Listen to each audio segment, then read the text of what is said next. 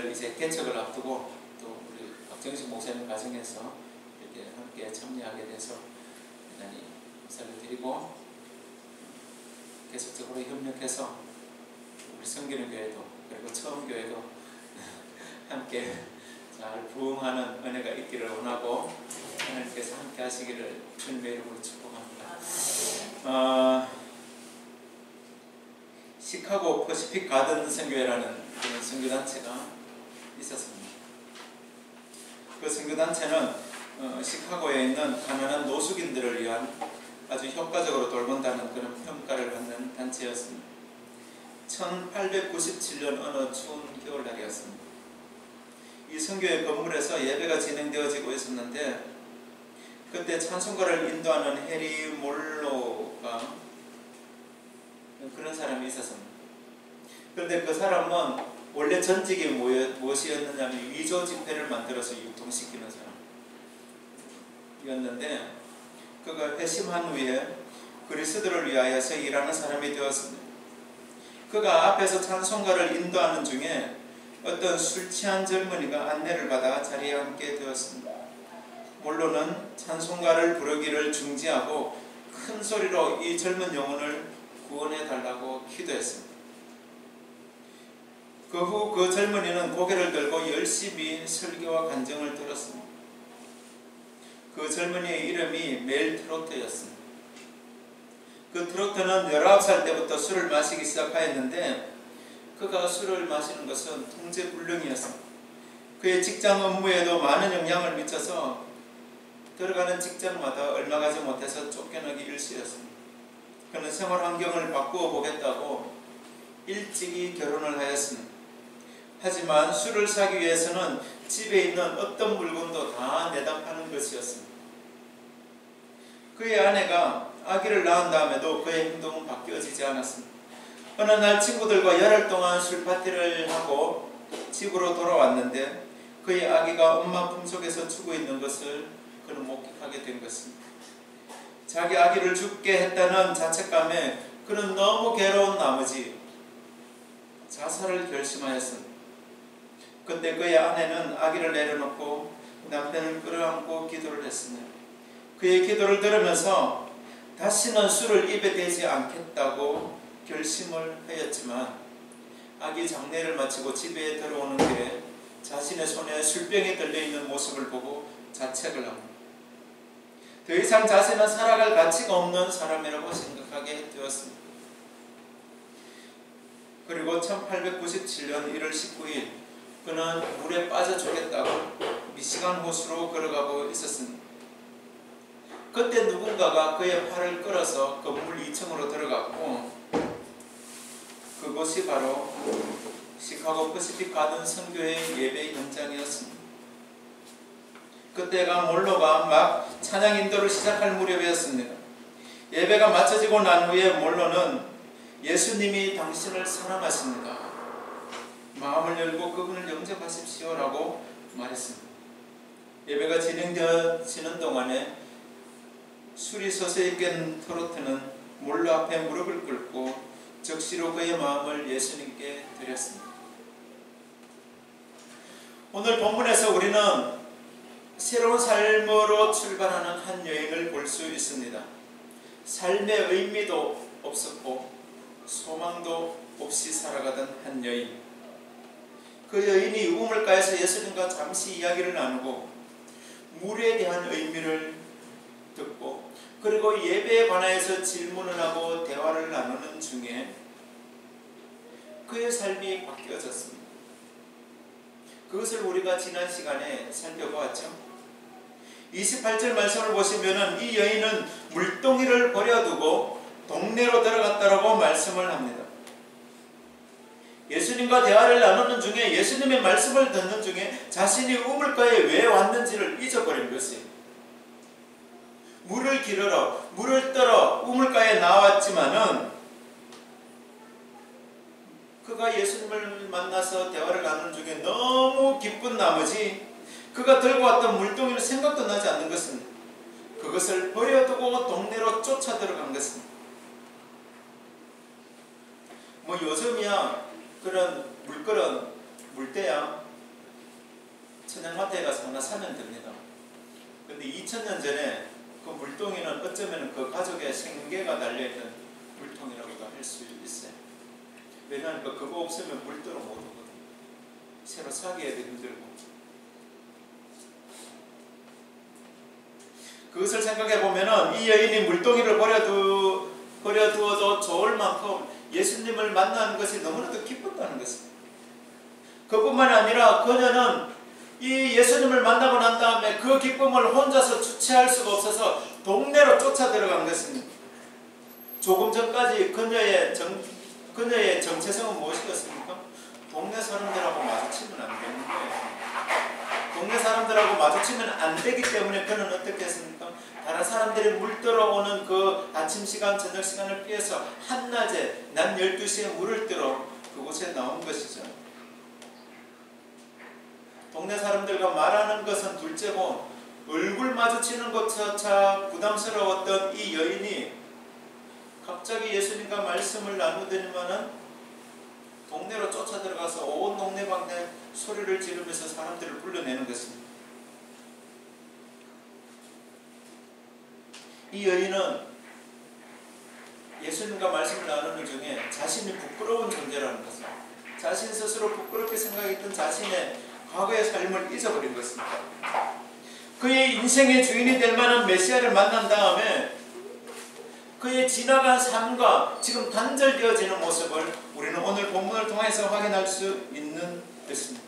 그런데 이것을 옆에서 지켜보는 예수님은 그것을 다 이해하고 그를 여인의 모습을 먼저 이해를 하고 예측을 하셨죠. 하지만 이것을 제3자들 입장에서 지켜보고 있는 제자들은 참 기가 막힐 노릇입니다. 예수님이 사마리아 수가성에 들어간 것도 상당히 부담스러운데 그가 그 사마리아의 여자와 대화를 나누고 있다는 것, 이것도 참 잘 이해가 되어지지 않습니다. 끼어들 수 있는 상황은 아니지만은 또 가만히 보고 있자니 이거 어떻게 해야 될지를 모르는 그런 상황이죠. 끼어들고 싶어도 대화가 너무나도 진지하잖아요.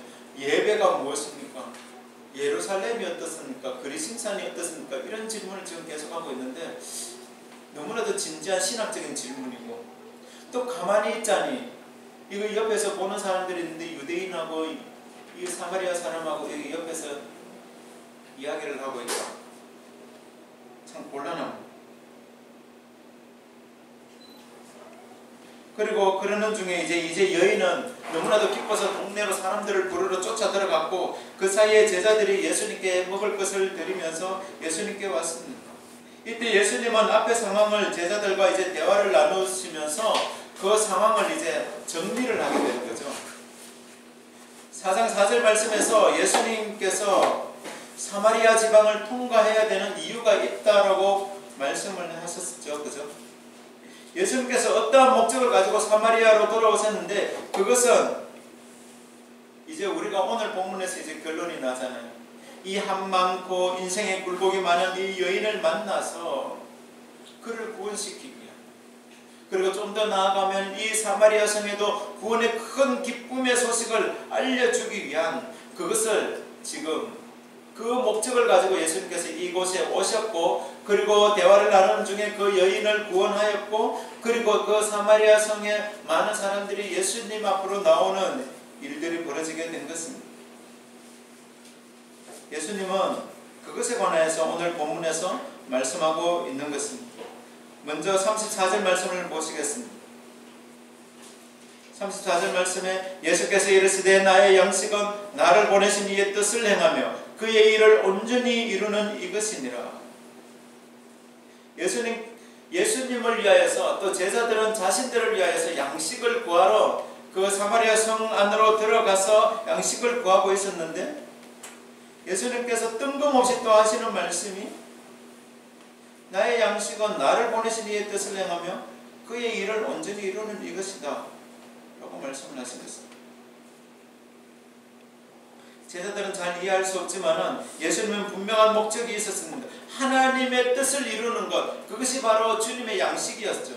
하나님께서 이 땅을 향하신 그 계획, 이 땅을 구원하시기 위한 그 계획을 하나씩 하나씩 이루어가기 위한 것, 잃어버린 한 마리의 양을 찾기 위하여서 그 계획을 차분하게 이루어 가시는 그 모습을 지금 사도 요한은 하나씩 하나씩 차례대로 기록을 하고 있는 것입니다.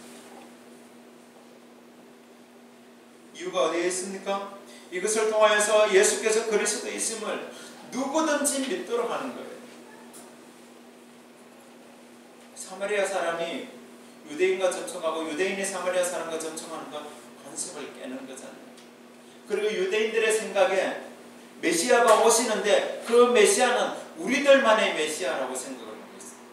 사마리아 사람들은 그 메시아와는 전혀 상관없다고 유대인들은 생각을 한 거죠. 이방인들은 그 메시아와는 상관이 없다고 생각을 한 거죠. 그런데 요한은 무엇입니까? 누구든지 그 예수 그 이름을 힘입어 영생을 얻도록 하시겠다는 것이 하나님의 뜻이라는 것, 그것을 지금 드러내고 있는 것입니다. 수가성에 들어가셔서 그 수가성에 가장 연약한 한 여인을 만나시고 그 여인을 통해서 사마리아 성에 놀라운 복음의 소식이 전거되고 있음을 우리는 지금 계속적으로 살펴보고 있습니다. 지금 제자들은 빨리 이 사마리아 성을 벗어나고 싶은 거죠. 다른 사람들의 이목도 있고 스스로도 이 사람들과 함께 있다는 것이 마음에 썩 내키지 않습니다. 베드로도 마찬가지예요. 베드로가 성령 충만을 받고 사도행전에서 성령 충만을 받고도 그 이방인들하고 같이 음식 먹다가 자리 피한 것 사도 바울이 책망하지 않습니까? 그런 제자들을 향하여서 예수님께서 무엇이라 말씀하십니까? 35절 말씀에 너희는 넉 달이 지나야 추수할 때가 이르겠다 하지 아니하였느냐? 그러나 나는 너희에게 이르노니 너희 눈을 들어 밭을 보라. 희어져 추수하게 되었도다. 이 말이 무슨 말씀입니까?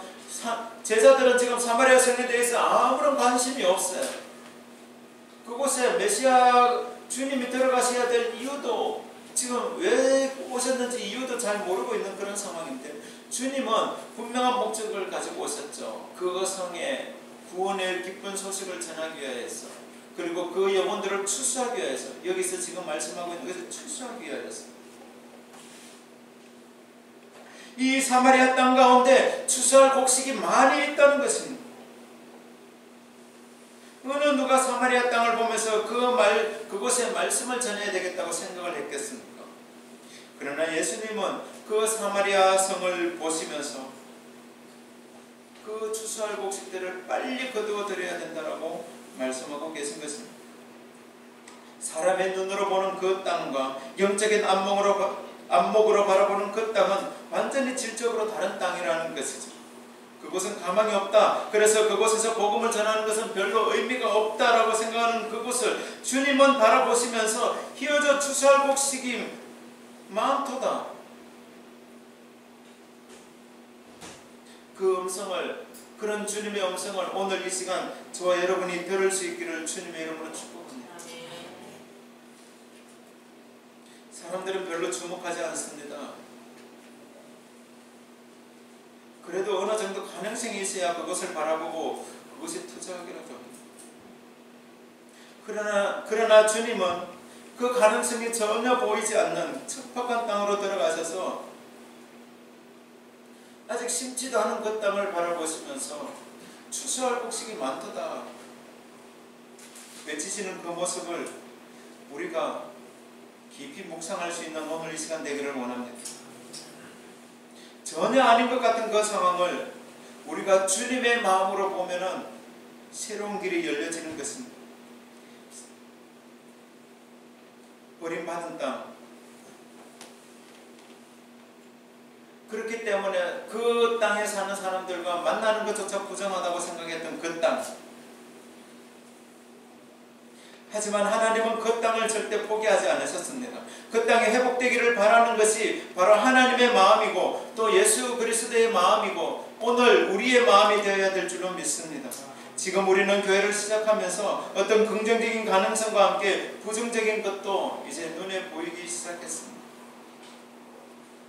그냥 우스갯소리이기는 하지만은 이런 말들이 있습니다. 한 사람이 황소를 키우고 있었는데 이 황소가 웃기는 잘하는데 눈물을 잘 안 흘린다는 것입니다. 잘 울지를 않는다는 것입니다. 그래서 이 황소를 울게 만드는 사람이 있다면 상금으로 1,000,000원을 주겠다고 그렇게 이야기를 하고 있습니다. 그래서 많은 사람들이 그 황소를 울게 만들려고 찾아왔는데 아무도 성공하지 못했다는 거예요. 그래서 이제 포기할까라고 생각했는데 한 흐름한 사람이 오더니면 자기가 해보겠답니다. 그래, 할 수 있으면 한번 해보시라고 그렇게 말하고 시작을 했는데 처음에는 황소가 들은 척도 안 하더니 한 5분 정도 지나니까 귀를 기울여서 그 사람 말에 듣기 시작한 거예요. 그러더니만 한 10분 정도 지나니까 이 황소가 눈물을 줄줄 흘리더랍니다. 아니, 그래서 주인이 궁금할 거 아닙니까? 아니, 어떻게 했길래, 대체 어떻게 했길래 이 황소의 눈에 눈물이 이렇게 줄줄 흐릅니까? 라고 이렇게 질문했더니 이 사람이 그렇게 이야기했다는 것은 자기는 대구에서 개척교회 하는 목사인데 다른 말 안 하고 대구에서 사는 자신의 모습을 그냥 이야기했다는 겁니다. 우스갯소리이기는 하지만은 대구에서 교회를 개척한다고 하면은 많은 사람들이 동정의 눈빛으로 바라보는 것이 사실입니다. 그런데 별로 기분이 좋지 않더라고요. 전국이 20%, 전라도가 30% 기독교 인구를 자랑할 때 대구는 12%라고 그렇게 이야기를 했어요. 그러다가 최근에는 대구의 기독교 인구가 넉넉 잡아서 많이 잡으면 8%, 또 좀 적게 인색하게 잡으면 6%라고 말하는 소식을 들은 적이 있습니다. 상당히 자존심이 상하죠. 우리 스스로를 위로하는 것밖에 보이지 않습니다. 그래, 교회가 잘 안 돼도 우리의 상황이 지금 이러하니까 사람들이 많이 안 모여도 그냥 대구 상황이 이렇게 힘들고 어려우니까 대구라는 특수성이 있으니까 이런 위로는 참된 위로가 되지 않는다는 것입니다. 만약에 예수님께서 이 땅에 오셔서 이 대구 땅에 오셔서 지금 우리가 살고 있는 이 대구를 바라보시면은 뭐라 말씀하시겠습니까? 똑같이 말씀하실 것 같아요. 보라, 밭이 휘어져 추수할 곡식이 많도다라고 말씀하지 않으시겠습니까? 예수님께서 이 땅을 바라보시면서 추수할 곡식이 많다고 하시는데 우리가 가만히 있을 수는 없다는 것이죠. 사실 저는 이 본문을 가지고 설교를 준비하면서 좀 많이 부끄러웠습니다. 사실 개척을 시작하고 지금까지 전도를 많이 나가지 못했거든요. 교회 안에 일이 바쁘기도 하지만은 그것은 별로 핑계거리가 되지 않는 것 같습니다. 벌써 밭에 곡식이 휘어져서 추수할 곡식이 많이 있는데 우리는 거두어 드려야 되는 것입니다. 추수한 일꾼을 보내어 달라고 기도해야 되는 것입니다. 추수할 일꾼이 되어져야 되는 것입니다. 그런데 한 가지 우리가 여기서 더 기억해야 되는 사실이 있습니다. 36절 말씀을 보시죠. 거두는 자가 이미 삭도 받고 영생에 이르는 열매를 모으나니 이는 뿌리는 자와 거두는 자가 함께 즐거워하려 함이라. 37절 말씀, 그런즉 한 사람이 심고 다른 사람이 거둔다 하는 말이 옳도다. 제가 앞에서 세례 요한에 관한 부분을 설교를 하면서 계속적으로 지속적으로 강조한 부분이 있습니다. 그것은 무엇입니까? 심는 자와 거두는 자가 다르다는 것입니다. 세례 요한이 그렇게 열심히 일했는데 그렇게 열심히 사역했는데 그가 영광을 받지 못해도 세례 요한은 그것에 관하여서 아무런 거리낌이 없었다는 것을 계속적으로 강조를 했죠. 세례 요한은 어땠습니까? 언제든지 하나님께서 사역을 그만두라고 하시면은 예, 나는 그 자리에서 그만두겠습니다 하는 그 마음, 그런 마음을 가지고 사역을 했다는 것이죠. 결국에 세례 요한이 뿌려놓았던 그 씨앗을 거두는 분은 바로 예수님이었다는 것입니다. 언제든지 하나님께서 사역을 그만두라고 하시면 그 자리에서 그만두고 다른 곳으로 옮겨가든지 또 주님의 인도를 따라 주님이 계시는 그곳으로 가야 하는 것이 이 땅에서 사역하는 사역자들의 마음 자세여야 되는 줄로 믿습니다. 우리가 씨를 뿌리고 열매를 맺지 못한다고 하더라도 그것이 주님의 뜻이면 우리는 손을 놓아야 되는 것입니다. 한국에서 사역하는 목사님들의 열심은 정말 전 세계적으로 1등인 것은 틀림없습니다. 부지런하고요, 열심 있고 열정 있고요, 누구보다도 빨리 교회를 성장시키고 빨리 양육해서 평신도를 길러내는 것도 전 세계 1등인 것은 틀림없는 것 같아요. 그런데 문제는 교회들마다 언제 문제가 많이 발생합니다. 목사님 은퇴하실 때쯤 되면 교회들마다 많이 시끄러워요. 사역의 정리를 잘 못하는 것 같아요. 내려놓을 때를 잘 모르는 것 같습니다. 그런데 예수님은 오늘 본문에서 분명하게 몫을 받고 있습니다. 뿌리는 자가 있으면 거두는 자가 있다는 것입니다. 물론 거두는 자도 자신의 삭을 받지만은 결과적으로 그 추수한 나는 씨를 뿌렸고 그 다음에 가꾸는 사람이 따로 있고 열매 거두는 사람이 따로 있지만은 결국에 어떻게 해요? 뿌리는 자와 가꾸는 자와 또 거두어 드리는 모든 사람이 함께 기뻐하고 함께 즐거워하는 것이 바로 그것이 하나님 나라의 일이라는 것입니다. 한 사람이 심고 다른 사람이 거둔다 하는 이 말, 예수님께서 지금 사마리아 성에 들어가신 이유는 무엇입니까? 복음의 씨를 뿌리기 위하여서 그곳에 들어가셨어요. 많은 사람들이 주님 앞에 와서 말씀을 들었습니다. 그곳에서 주님을 믿기로 작정했지만은 사실 그것은 뿌리는 작업에 불과합니다. 그러면 이 열매를 누가 거둡니까? 사도행전 8장에 가보면은 7 집사 가운데 한 사람이었던 빌립 집사가 사마리아 성에 가서 말씀을 전하는 가운데 역사가 일어나게 되는 것입니다. 그리고 그곳에 베드로와 요한이 들어가서 말씀을 전하고 그들 가운데 세례를 주는 중에 어떤 일이 벌어집니까? 그들 가운데 성령 충만함의 역사가 일어나게 되는 것입니다.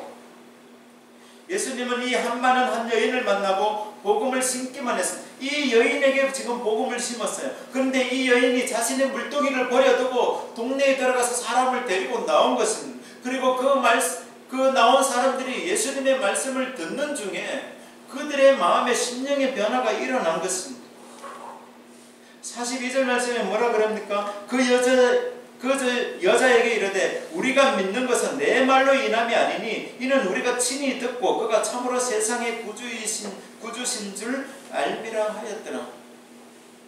처음에는 이 여인이 나가서 내가 메시아를 만났다고 하니까 어떤 사람은 그 말이 진실인 줄 알고 나왔고 또 그 가운데는 아마 그냥 호기심 어린 눈빛으로 나온 사람들도 있었을 거예요. 그런데 그들이 주님과 이제 주님께서 그곳에 이틀을 유하시는 동안에 그곳에서 말씀을 전하시고 그들과 함께 먹고 교제하시는 동안에 잡수시고 교제하시는 동안에 그들의 심령의 고백이 예수 그리스도는 분명한 우리의 메시아가 맞다, 구약에 예언된 그 메시아가 맞다라는 확신을 얻게 된 것이죠.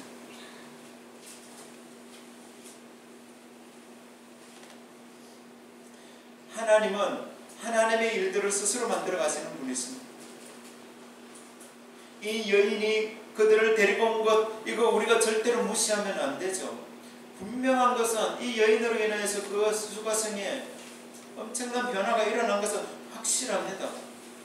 그런데 그 부흥의 주역은 누구였습니까? 예수 그리스도. 하나님의 아들이신 예수 그리스도라는 것입니다. 사도행전 8장에서 빌립 집사와 사도들의 역할이 큰 것도 엄청난 일을 한 것은 사실입니다. 하지만 그곳에 성령 충만함의 역사가 일어나고 그 사마리아 성이 뒤집어지고 변화가 일어나는 일은 성령 하나님께서 하신 일인 줄로 믿습니다. 예수님은 복음의 성격이 어떠한지 제자들에게 설명하시면서 그 복음은 뿌려지는 곳에 열매를 맺게 되어 있다는 사실을 분명하게 말씀하셨습니다. 그리고 그 증거들이 제자들의 눈앞에서 펼쳐지게 된 것입니다. 예수님을 만나고 삶의 의미를 생각하고 참된 예배가 있는 곳에 참된 안식이 있음을 하나님의 아들 예수 그리스도를 만나는 중에 몸소 깨달은 이 한 여인을 우리가 주목해 볼 수 있기를 원합니다.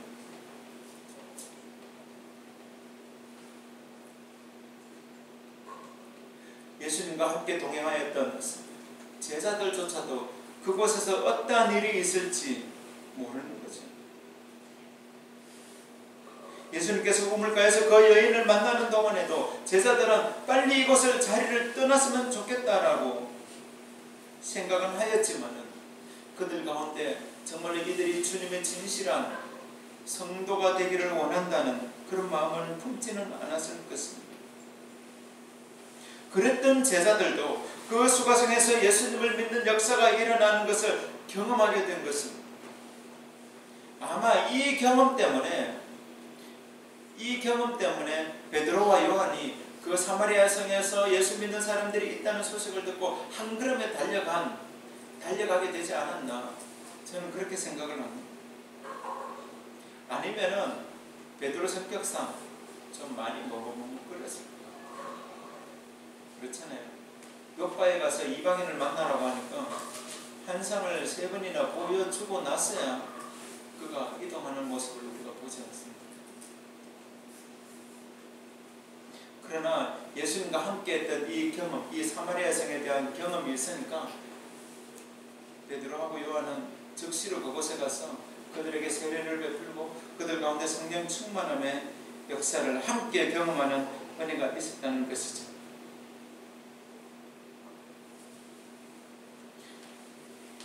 예수님께서 이 여인과 만나는 중에 사마리아 사람과 만나서 복음에 관하여서 하나님 나라에 관하여서 대화를 나누는 중에 제자들은 분명히 깨달았을 것입니다. 예수님이 계시는 그곳에 참된 복음의 역사가 일어난다. 이분이야말로 하나님이 보내신 참된 생명의 물이 되신다. 생수가 되신다는 것을 분명히 느낄 수 있었을 것입니다. 그 자리에서는 느끼지 못했다 할지라도 사도 요한이 이 부분을 이렇게 길게 설명을 하고 있는 것은 이 사도 요한이 이 사마리아 여인을 만나는 중에 분명한 인사이트를 얻었다는 것이죠. 오늘 저와 여러분이 이 말씀을 오늘 묵상하는 중에 이 사실을 분명하게 깨달을 수 있기를 원합니다. 정말로 이 한 여인 때문에 한 도시가 변화되어진다는 사실, 한 마을이 변화되어졌다는 사실. 그것은 무엇입니까? 주님께서 그 사마리아 성을 바라보시면서 희어져 추수할 곡식이 많도다라고 말씀하셨던 그 일들이 오늘 저와 여러분들의 눈앞에서 펼쳐지는 역사가 있기를 주님의 이름으로 축복합니다. 첫머리에 소개하였던 이 트로트라는 그 청년은 그 자리에서 말씀을 듣고 기도를 받은 다음에 시간이 날 때마다 선교의 건물을 찾아갑니다. 그리고 그가 은혜를 받고 세례를 받고 그곳에서 기타를 연주하며 찬양을 인도하고 지역의 교회들을 방문하며 돌보는 일들을 하였습니다. 회심한 지 3년 이후에 그는 그랜드 레피즈라는 곳에서 미국 미시간주 서부 지역에 있는 그곳에서 노숙자 선교의 책임자로 임명을 받았습니다. 그 후 40년 동안 이 트로트는 미국 전역에 66개의 노숙자 선교회를 설립을 하였고 그를 통하여서 많은 사람들이 주님 앞으로 돌아오는 은혜를 누리게 된 것입니다. 이것은 예전의 자신처럼 삶의 목적과 희망을 잃어버렸던 그 사람들을 그리스도께로 인도하기 위함이었습니다.